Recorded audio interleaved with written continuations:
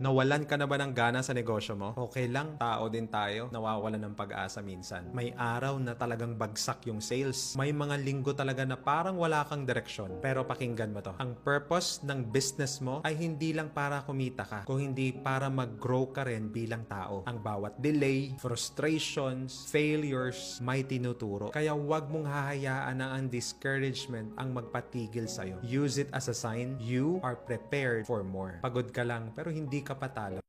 Nawalan ka na ba ng gana sa negosyo mo? Okay lang, tao din tayo, nawawalan ng pag-asa minsan. May araw na talagang bagsak yung sales. May mga linggo talaga na parang wala kang direksyon. Pero pakinggan mo to. Ang purpose ng business mo ay hindi lang para kumita ka, kung hindi para mag-grow ka rin bilang tao. Ang bawat delay, frustrations, failures, may tinuturo. Kaya huwag mong hahayaan na ang discouragement ang magpatigil sa'yo. Use it as a sign you are prepared for more. Pagod ka lang pero hindi ka patalo.